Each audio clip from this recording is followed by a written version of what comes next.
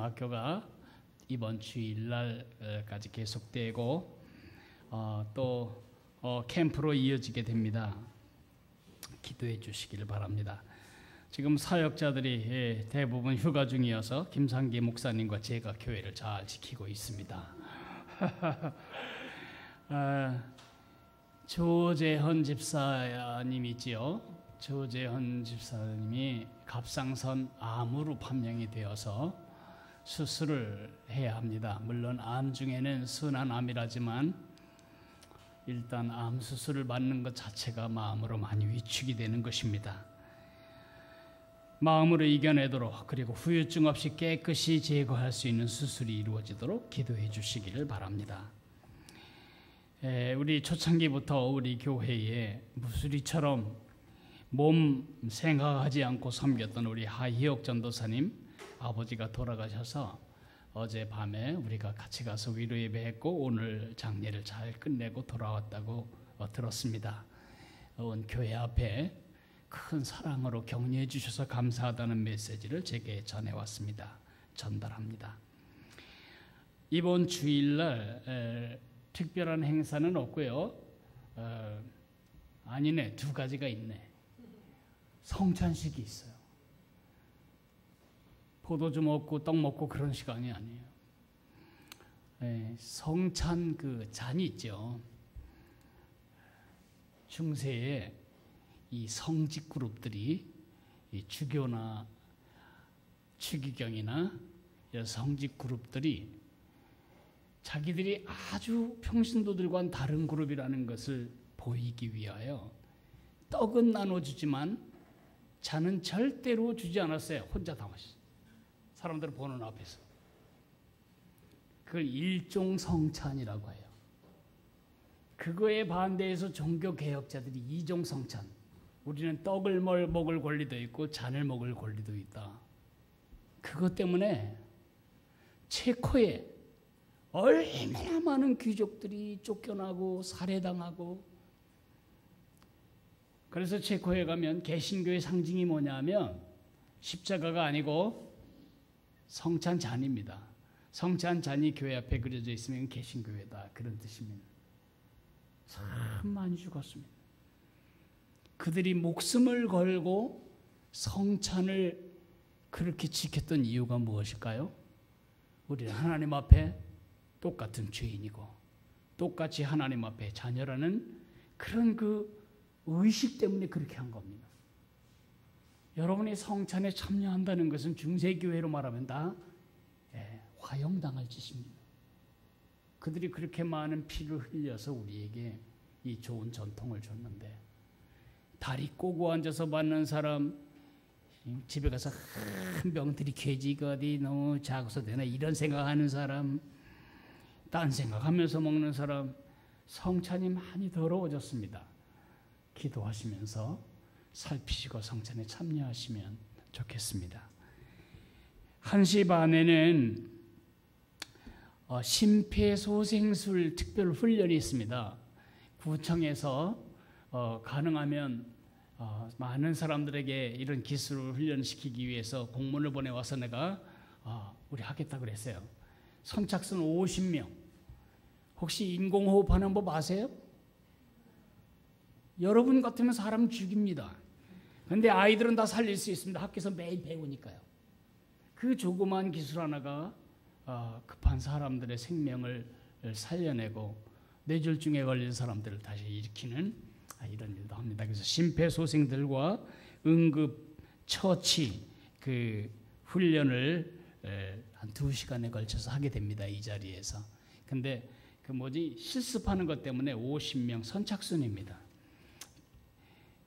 요즘 학교에서는 다 배우죠, 그죠? 근데 옛날 학교에서는 안 가르쳐 줬어요, 그런 거. 그래서 사람이 죽어가도 우리는 멀뚱멀뚱 쳐다봐야만 하는데, 쳐다보기 싫은 사람들이 이번에 와서 여러분들에게 제일 먼저 우선순위를 드리겠습니다.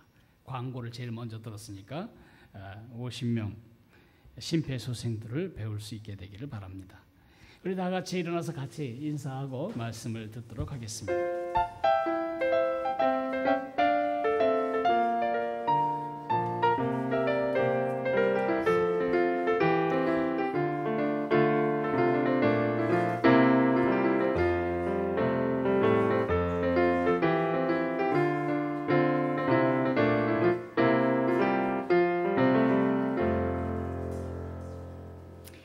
오늘 하나님의 말씀은 베드로전서 1장 13절부터 끝절까지 보겠습니다.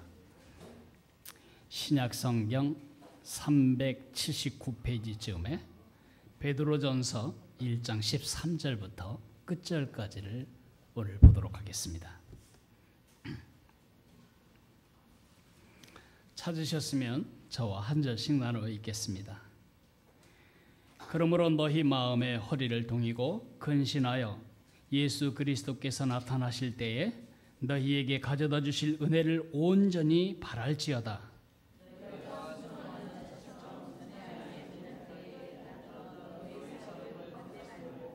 오직 너희를 부르신 거룩한 이처럼 너희도 모든 행실에 거룩한 자가 되라.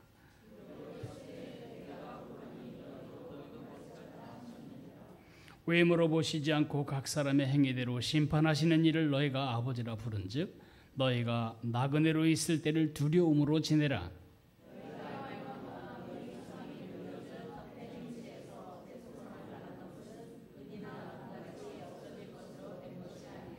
오직 흠없고 정없는 어린 양 같은 그리스도의 보배로운 피로 된 것이니라.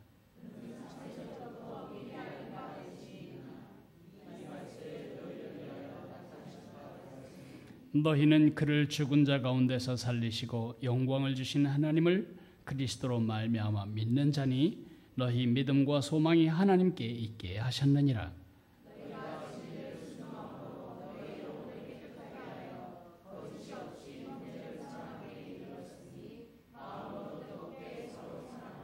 너희가 거듭난 것은 썩어질 씨로 된 것이 아니요 썩지 아니할 씨로 된 것이니 살아있고 항상 있는 하나님의 말씀으로 되었느니라.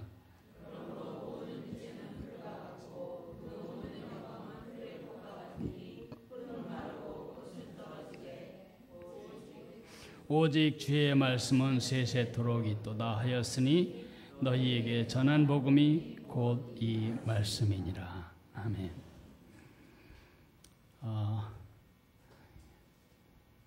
여행은 너무너무 중요한 학습의 기회입니다. 여행은 단순히 즐기기 위해서 가지 않습니다. 흔한 경우는 여행은 고생입니다. 집 떠나면 고생이라고 집을 떠나는 순간부터 익숙치 않은 상황 속에 적응해야 하는 스트레스를 받게 됩니다. 여행은 즐거움도 있지만 많은 고생도 각오해야 합니다. 그럼에도 불구하고 그 많은 돈을 들여서 고생하러 떠나는 이유는 무엇일까요? 여행은 우리에게 많은 것을 배우게 하는 학습의 기회이기 때문에 그렇습니다. 중국 속담에 100권의 책을 읽나니 한 번의 여행을 하라는 말이 있습니다. 제가 교회에서 신학교 때 배우고 책 읽고 얼마나 여러 번 마르틴 루터의 종교개혁의 역사를 읽었는데 머릿속에 하나도 남는 그림이 없고 잡혀지는 그림이 없습니다.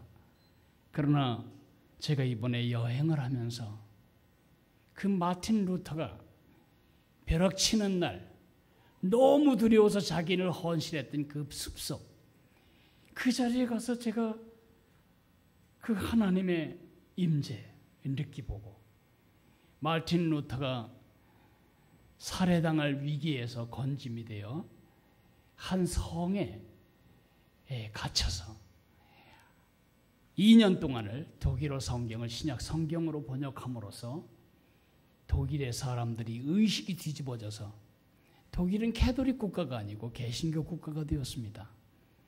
이런 이야기들을 책으로 읽을 때 와닿지 않던 것들이 가서 그가 2년 동안 갇혀있은 그 비밀스러운 그 답답한 골방, 성 골방에 들어가서 그가 앉았던 책상을 보고 그가 던졌던 잉크병 자국을 보고 잉크병이 이야기를 생각하고 많은 것을 배우게 됩니다.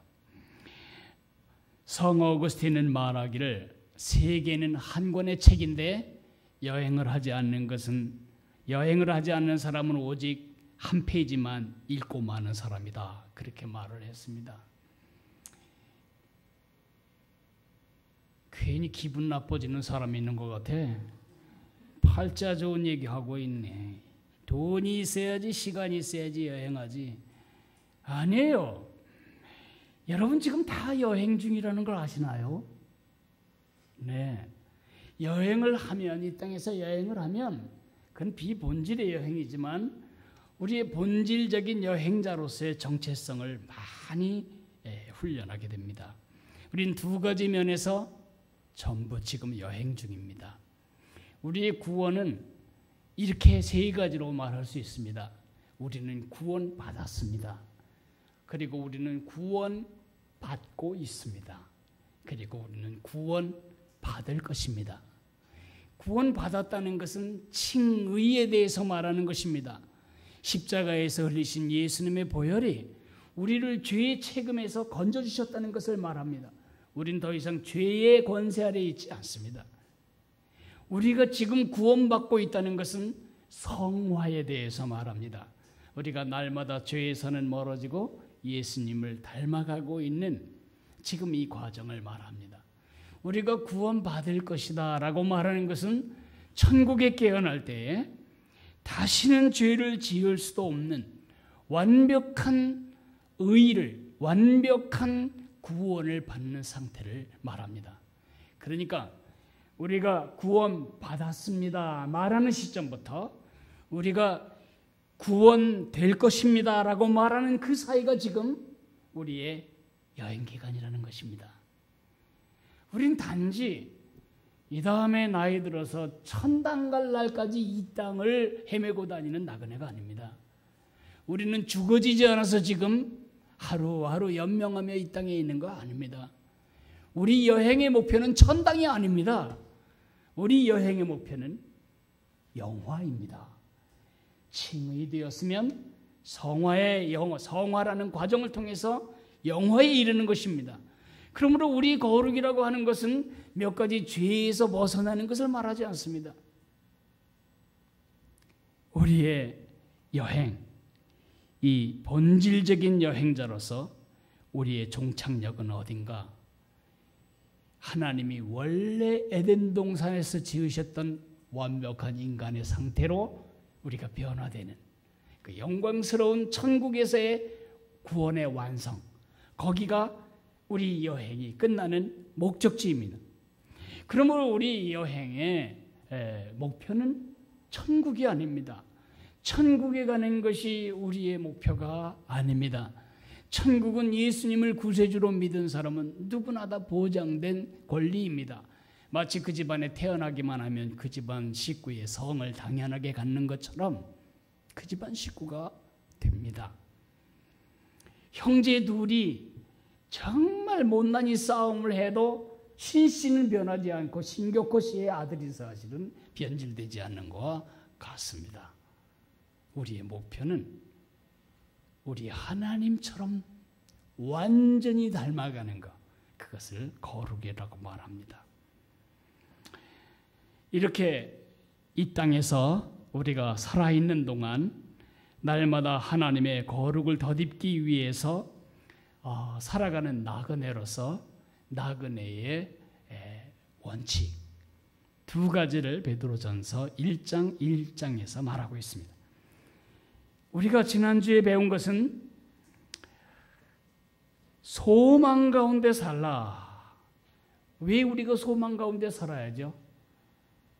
여행이 재미있는 이유는 여행 자체가 즐거워서가 아닙니다. 우리가 여행을 즐길 수 있는 유일한 이유는 돌아갈 집이 있기 때문입니다. 독일에 가니 물가는 비싸고 호텔은 잡을 수도 없고 유스 호스텔에 잡니다. 유스 호스텔이라고 하는 게 청년들 배낭 메고 다니는 곳 아니에요. 어떤 녀석은 팬티도 안 입고 막 복도를 다니는 녀석들도 있고 아주 몹시 피곤하더라고요. 밤에 떠드는 인간이 없나, 빨개 벗고 다니는 인간이 없나. 그래도 제가 거기서 낙심하고 인생 살맛 안 난다 그렇게 느끼지 않았어요. 왜냐하면 저는 돌아갈 집이 있는 사람이었으니까요. 제가 길거리에서 소시지 한 개, 빵에다 소시지 하나 낀 점심을 먹으면서도 즐거웠던 이유가 뭘까요? 나는 집이 있는 사람이다. 돌아갈 집이 있는 사람이다. 이게 우리가 소망 가운데 살아가는 이유입니다. 1절부터 12절까지 이야기가 바로 소망 가운데 살라. 그 얘기라면 오늘 여러분과 함께 읽은 13절부터 25절까지는 거룩함으로 살라는 것입니다. Live in holiness. 거룩함으로 살라. 오늘 우리가 읽은 본문의 가장 중요한 핵심 단어는 거룩입니다. 오늘 저는 이 본문을 통해서 이 본문 한 구절 한 구절을 순서대로 여러분에게 설명하는 대신 이 본문을 통해서 여러분에게 말씀하시는 하나님의 음성 세 마디를 여러분에게 전달하려고 합니다. 첫째는 너희는 거룩하다. 두 번째는 너희는 거룩하라. 세 번째는 너희는 거룩해 하라. 아주 쉽죠? 내가 한 번밖에 얘기 안 했는데 정신 안 차리고 들은 사람을 위해서 다시 한번 하겠습니다. 너희는 거룩하다. 다로 끝납니다. 사전을 보면 다 다음에 라가 나오죠. 두 번째는 너희는 거룩하라. 세 번째는 너희는 거룩해 하라. 오늘 하나님께 들을 말씀 첫째 뭐예요? 거룩하다. 두 번째 거룩하라. 세 번째 거룩해 하라. 이제 피곤한 분은 눈 감고 쉬셔도 됩니다. 오늘 제가 그 세 마디를 여러분에게 전달할 겁니다. 너희는 거룩하다. 거룩에 대해서 많은 오해가 있습니다. 거룩이란 말을 쓰는 것 자체를 싫어하는 사람들도 있습니다. 지가 삶을 얼마나 깨끗하게 살았다고 거룩하다 그런 말을 쓰나 이런 생각을 하는 사람이 있습니다. 거룩이란 말은 윤리와 도덕적으로 죄가 없다는 뜻을 말하지 않습니다. 죄 안 지은 게 거룩한 겁니까? 그러면 이걸 성구라고 부르는데 얘는 언제 죄를 지었습니까? 죄를 안 져서 이 물건 가지고 성구라고 부릅니까? 이 책을 성경이라고 부르는데 이 책은 언제 죄를 지었습니까? 죄를 안 져서 거룩한 책이라고 말합니까? 아니잖아요. 성가, 죄 짓는 내용이 없으면 그것은 성가라고 부를 수 있습니까? 죄 짓는 직업이 아니면 성직이라고 말할 수 있습니까? 죄 짓는 장소가 아니면 어디든 성전이라고 말할 수 있습니까? 그걸 보면 죄 안 졌다고 거룩하다라고 말할 수 없다는 것이 증명이 됩니다. 거룩이란 말은 히브리어의 가다시라고 하는 말인데 이 말은 구별되다는 뜻입니다. 구별되다 또는 자르다, cut. 여러분 그거 아세요? 둘러앉아서 생일 케이크를 먹다가 엄마가 말합니다. 큰오빠가 아직 안 왔으니까 우리 큰오빠 걸 남겨놔야지. 그렇게 하고 칼을 갖다가 큰아들 몫에 케이크를 자르잖아요. 그걸 손댔다가는 그날 반 죽습니다. 엄마가 가만둘 것 같습니까? 왜 그것을 손대면 안 되죠? 그것은 큰 오라버니, 즉 어머니의 큰 아들을 위해서 따로 구별해 떼어놓은 것이기 때문에 그렇습니다. 그림이 좀 잡혀지셨으면 좋겠는데 거룩하다는 말은 하나님께 구별하여 바쳐진 그런 뜻입니다. 하나님의 목적을 위하여 하나님의 소유로 구별하여 바쳐졌다는 뜻입니다. 하나님과 관련되지 않는 한 성이란 말을 붙이지 않습니다. 같은 책인데 하나님에 관해서 쓴 책이면 성경이라고 말하고 같은 가구인데 하나님을 예배하는 데 쓰면 성구라고 말하고 같은 집인데 하나님을 예배하면 성전이라고 말합니다.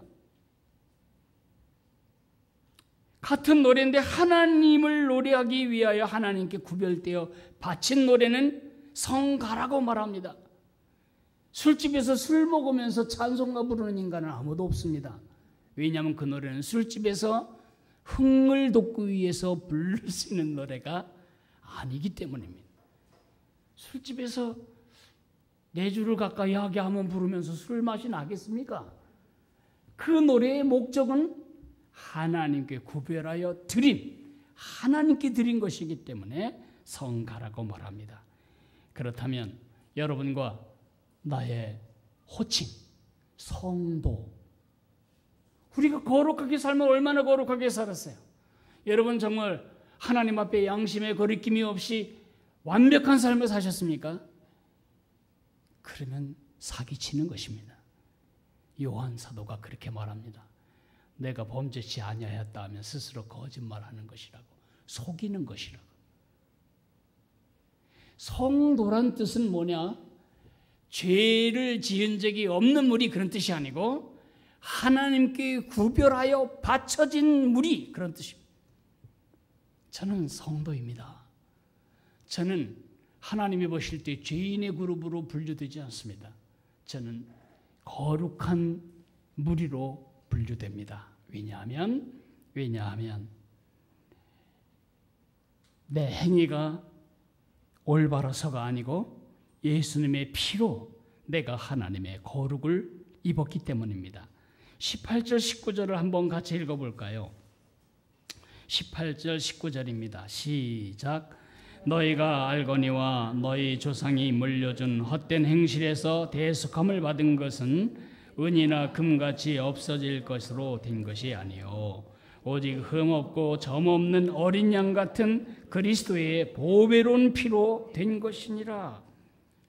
이 말을 고린도 전서 1장 30절에서 바울 사도는 이렇게 말합니다. 너희는 하나님께로 나와 그리스도 예수 안에 있고 예수는 하나님께 나와 우리의 지혜와 의로움과 거룩함과 구원이 되셨으니, 예수님이 우리의 거룩함이 되셨다고 말합니다.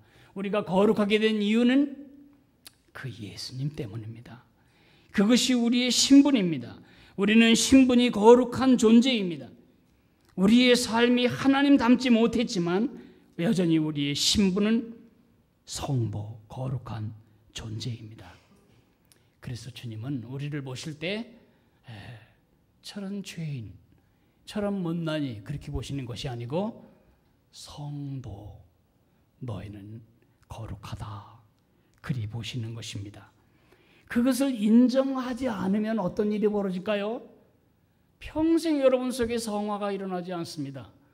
내가 거룩한 사람이라는 걸 아는 사람만 거룩을 추구하고 거룩의 기준을 삼아 내 삶을 조율해 나갈 수 있기 때문입니다.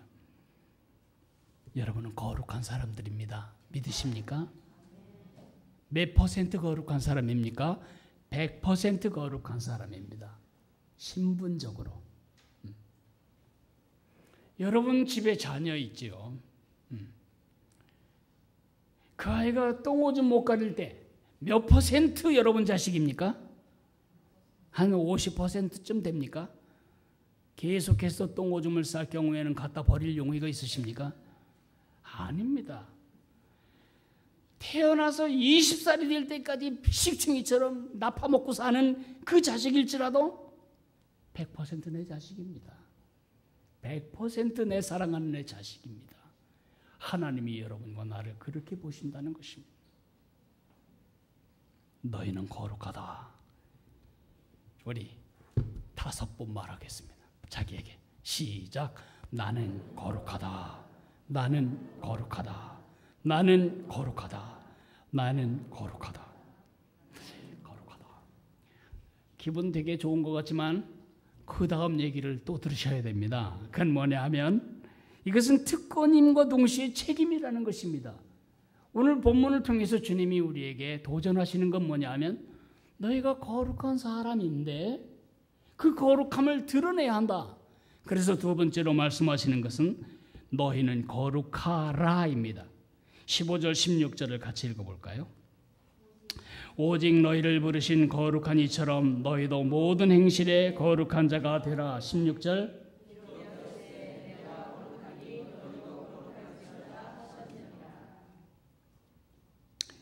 이것은 거룩함을 만들어내라는 것이 아닙니다.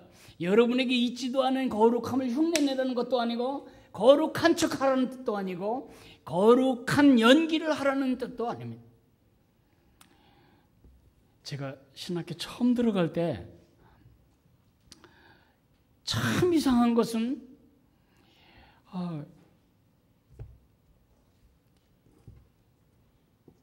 신학부에 다니는 전사님들은 전부 성경을 이렇게 읽거든요. 이렇게. 이게 굉장히 거룩해 보여요. 걸음도 천천히 걷고 안경도 시커먼 그 뿔테 안경에 넥타이도 항상 시커먼 것을 메고 그리고 잘 웃지도 않고 꼭 부처님 섬기는 사람 같아요. 희로애락의 표정이 없어요.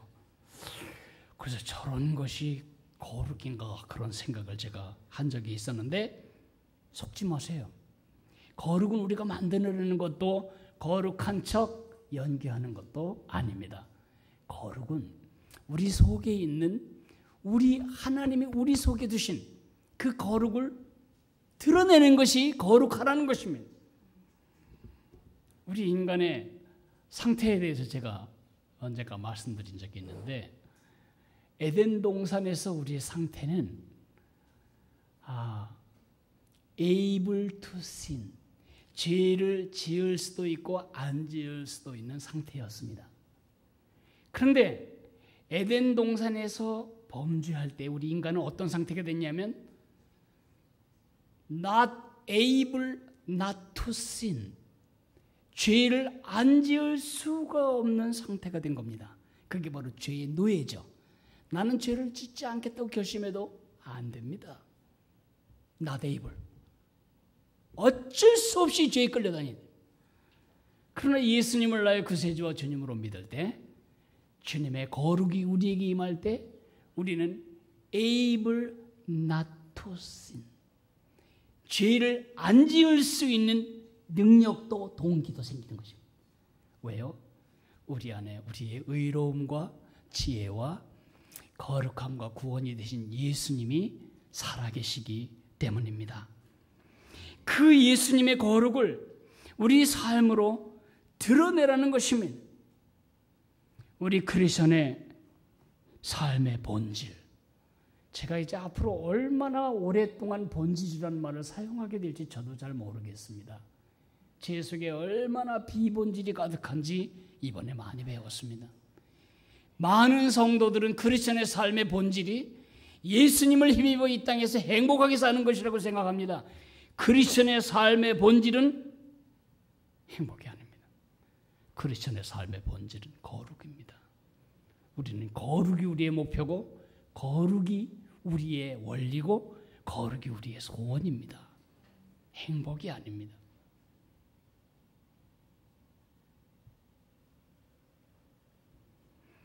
하나님은 하나님을 위해서 우리가 거룩해 주기를 부탁하고 계신 것이 아닙니다. 우리를 위해서입니다. 진정한 행복, 해피니스는 어디서 오는가? 거룩에서 옵니다. 홀리네스에서 옵니다. 홀리네스, 주님의 거룩함에 내 삶이 정렬될 때 내 삶에는 큰 행복감이 있는 것입니다. 어떤 것을 가져도 그보다 더 큰 당당함과 만족감과 기쁨을 가질 수는 없는 것입니다. 거룩함을 드러내야 합니다. 놓치지 말아야 할 세 가지를 제가 말하겠습니다. 첫째, 우리는 거룩할 수 있는 능력을 가지고 있다는 것을 놓치지 않아야 합니다.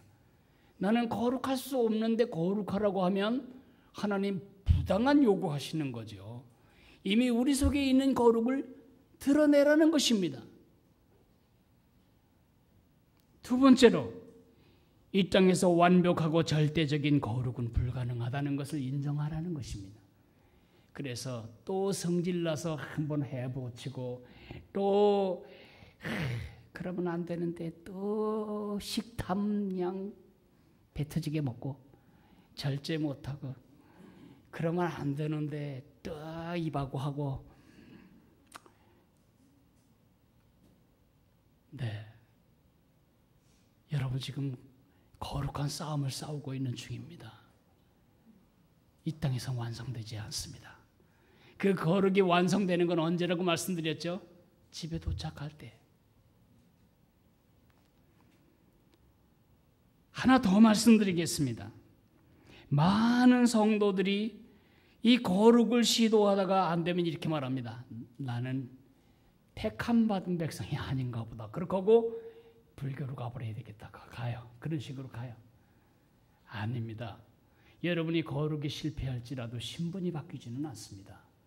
아이가 공부 못했다고 중간고사에 실패했다고 자녀의 권리를 박탈당하는 것이 아닌 것과 같습니다. 주님의 거룩함을 드러내는 것입니다. 여러분 생각해 보세요. 메르스에 걸린 그 사람이 캑캑거려도 가래는 안 나고 그러니까 답답하니까 병원에 답답하니까 이것저것 돌아다니면서 아무 데나 기침하고 해가지고 삼성병원 전체에 이렇게 메르스 퍼쳤잖아요. 메르스보다 훨씬 강력한 전염력이 뭐냐면 거룩입니다.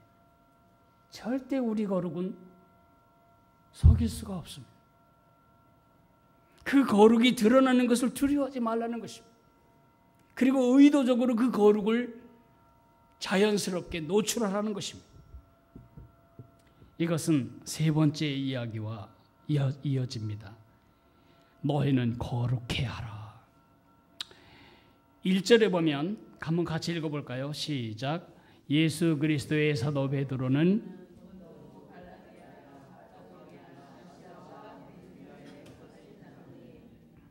거기 흩어진 나그네 그럴 때 흩어졌다는 말이 신약 성경에 예수님이 마태복음 13장에서 씨 뿌리는 자가 나가 뿌릴세 그런 뜻이에요. 그 하나님이 여러분들을 마치 그 씨를 뿌리듯이 여러분의 가문, 여러분의 시댁, 여러분의 직장, 여러분의 친구, 여러분의 아파트에 흩어놓으셨어요. 목적이 뭐라고요? 그곳에서 하나님의 거룩을, 여러분 속에 있는 예수님의 거룩을 전염시키라고. 메르스 병균보다 훨씬 더 강력한 이 거룩의 전염력이 나타나지 않는다면 그것은 둘 중에 하나입니다. 우리가 영적으로 엄청나게 어리든가 아니면 거듭나지 못했던가. 여기 흩어진 나그네, 우리가 흩어져 있는 나그네들로서 여행을 합니다. 전도의 본질은 무엇입니까? 말 몇 마디로 사람들을 이렇게 잘 달래서 교회에 갖다 놓는 게 전도의 본질은 아닙니다. 전도의 본질은 뭐냐? 우리의 거룩이 전염되는 것입니다. 아까 예배 직전에 조영공 전도사님이 말씀하셨습니다. 유년부에 처음에 여름 성경학교에 참석했던 아이가 집에 가서 너무 행복해서 하나님 얘기를 계속하니까 그 엄마가 처녀 때부터 교회를 다니고 싶었는데 여건이 안 돼서 못 나왔는데 교회를 다니기 시작해야 되겠다. 그런 이야기를 그 멘토에게 들려왔다는 것입니다. 거룩의 전염입니다. 여러분은 어떻게 보이시고 계신가요?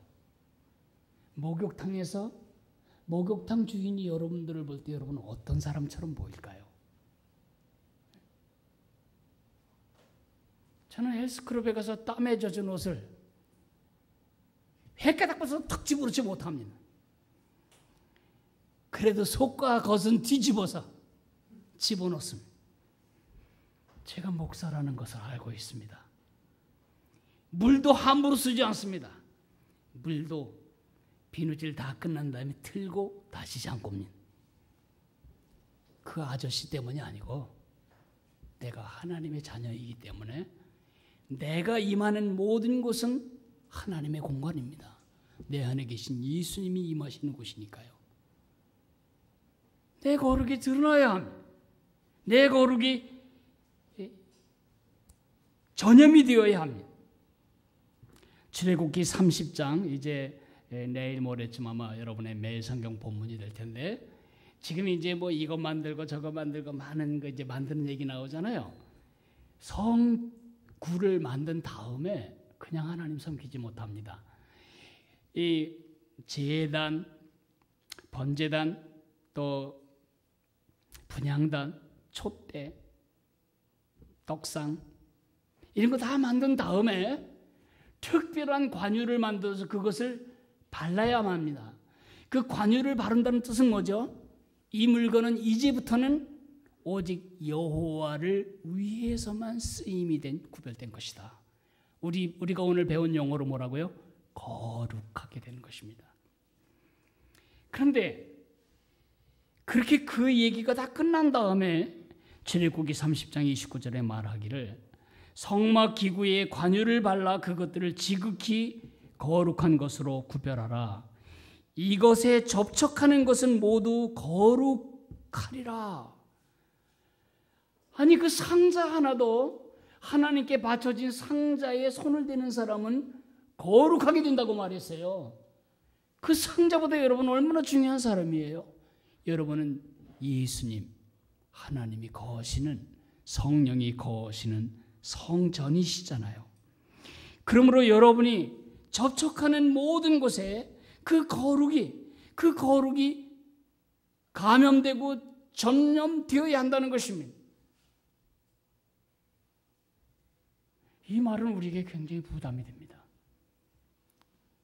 우리 아버지는 20년이 넘도록 제가 예수 믿은 걸 보면서도 끝까지 예수 믿지 않고 가셨습니다. 그럴 때 참 부담이 됩니다. 어떤 아내는 40년 동안 예수를 믿었는데 남편이 아직도 예수님을 안 믿는 사람도 있습니다. 그럴 때 참 부담이 됩니다. 그런 특별한 예외도 있지만 대부분은 우리의 거룩이 우리 자녀들에게, 우리의 언어에, 우리의 태도에 다 배어나오게 되어 있습니다. 그것이 배어나오는 것이 우리의 삶의 본질이라는 것입니다. 그것이 배어나오는 일을 방해하는 어떤 이기심도 손해볼 준비를 하지 않는다면 우린 그리스도의 제자가 아니라는 것입니다. 내 목 다 챙기고 손해는 조금도 안 보고 절대 거룩이 여러분을 통해 감염되지 않을 것입니다. 손해보지 않는 동서를 통해서 복음은 전달되지 않습니다. 희생하는 거 거부하는 동생을 통해서 어떤 형님도 마음이 녹아지지 않습니다. 손해보는 법을 연습하지 않는 한 우린 주님의 거룩을 깨지지 않는 옥합병에 가둬놓은 사람처럼 살다 죽을 것입니다. 대부라고 하는 영화, 깡패의 마피아 영화죠. 그 마피아 아버지를 대신해서 대를 이어서 어쩔 수 없이 그 어두운 세계에 두목이 된 마이클 꼴레오네가 나이가 들었어요. 그래도 그냥 막 나가는 어둠의 사나이가 아니고 대학까지 나오고 괜찮은 아이였어요. 그런데 어쩔 수 없이 그 어두움 속에 연루되어서 이제 마피아의 두목이 됐는데 나이 들은 다음에 이거 생각해요. 나는 돈이 엄청나게 많고 이제 나는 신앙심, 그러니까 돈의 힘과 신앙의 힘으로 이제 빛의 세계로 나가고 싶어 했어요. 그래서 이제 그 마약 같은 거 그만하고 이렇게 어두운 거래, 죄된 거래를 끊어버리고 이제 빛된 삶을 살려고 빛으로 나오려고 하는데 뭔가 뒤에서 조직적으로 그걸 방해하는 세력이 있어요. 알고 보니까 그게 누구냐 하면 교황청과 바티칸 은행이 그 짓을 하고 있는 거예요. 그러자 이 사람이 그래도 깨끗하고 힘이 있다고 생각된 람베르트 대주교를 만나죠. 이럴 수가 있습니까? 하나님 섬기는 이 거룩한 이 지도자들이 이런 악한 돈을 가지고 지금 이런 어둠의 삶을 이면에서 살 수 있습니까? 막 분개할 때에 그 람베르트 대주교가 그를 데리고 바티칸 분수대로 갑니다. 손을 집어넣더니 분수대에서 자갈 하나를 꺼냅니다. 그러니 그 자갈을 조금 더 큰 돌로 깹니다. 놀라운 사실은 그 자갈이 아주 흠뻑 젖어 있었던 그 자갈이 속에는 한 방울의 물도 들어가 있지 않는 것입니다. 뽀송뽀송한 상태로 있는 것입니다. 대주교가 말합니다. 이들은 이곳에서 수백 년 동안 물속에 젖어 있었지만 물은 한 방울도 이 안에 들어가지 않은 것처럼 지금 이 세계에 수백 년 동안 종교에 쩔어 있지 예수의 생명은 그 속에 하나도 들어가지 않은 집단들이라고 말을 하죠. 그래서 그는 결국 마피아로 죽게 돼요. 그런 이야기가 그 영화의 이야기죠. 예수는 없고 겉으로만 예수님의 형제인 것처럼 흉내내고 거룩의 씨가 그 안에 있지 않은 그들이 거룩한 척하고 의상으로 위엄으로 예식으로 사람들을 속이지만 그 속에 예수의 거룩이 있지 않기 때문에 그 거룩이 영향력을 바깥으로 끼쳐질 수 없었던 것입니다. 그러나 여러분 두 가지 고백했잖아요. 나는 거룩하다. 그러므로 거룩하라. 그 거룩이 드러나는 삶을 살라. 날마다 그런 삶을 살아야 합니다. 이제 말씀을 맺으면서 어떻게 그렇게 해야 할지 두 가지만 말하겠습니다. 하나는 형제들과 함께 그리하여야 합니다. 22절에 보면 형제를 사랑하기에 이르렀으니 마음으로 뜨겁게 서로 사랑하라. 혼자서 거룩함을 추구할 방법이 없습니다. 그래서 바울 사도는 디모데 후서 2장 22절에서 주를 깨끗한 마음으로 부르는 자들과 함께 의와 믿음과 사랑과 화평을 따르라고 말하고 있습니다. 여러분이 내 곁에 있는 것이 내가 오늘 거룩을 추구하는데 얼마나 도움이 되는 줄 아십니까? 여러분 마을 식구들이 서로 간에 거룩을 지켜나가는 강력한 지원군들입니다. 정말 거룩을 사모하는 사람들 옆에 늘 같이 계십시오. 여러분이 술꾼 가까이 가면 술을 릅니다.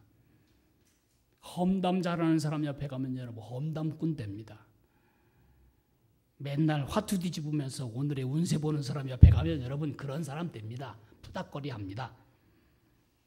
주를 깨끗한 마음으로 부르는 자들, 거룩을 사모하고 거룩을 향해 끊임없이 전진해 나가는 사람들과 함께해야 합니다. 그것이 이 여행을, 거룩한 여행을 잘해 나가는 첫째 방법. 두 번째는 말씀입니다. 23절에서 25절. 너희가 거듭난 것은 썩어질 씨로 된 것이 아니요 썩지 아니할 씨로 된 것이니 살아있고 항상 있는 하나님의 말씀으로 되었느니라. 말씀이 없이 거룩함은 불가능합니다. 여러분이 하나님의 말씀을 읽으셔야 합니다. 하나님의 말씀을 읽는 일에 우선순위를 두셔야 합니다. 주어진 시간에 연속극 못 볼까 봐 밖에 나갔다가도 일찍 돌아오는 아줌마들, 그런 열정으로 오늘 주어진 본문을 읽고 묵상하고 그런 일이 필요합니다. 여러분 산보할 때 그냥 가지 말고 성경 들으면서 가보세요. 1년에 3번은 충분히 성경을 돌 수 있습니다. 그리고 하나님의 말씀이 들려지는 한은 이 속에 악한 것들이 맥을 잃어버립니다.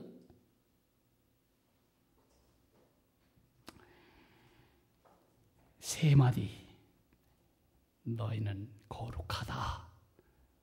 너희는 거룩하라. 너희는 거룩하게 하라. 기억하시면서 우리 찬송하겠습니다.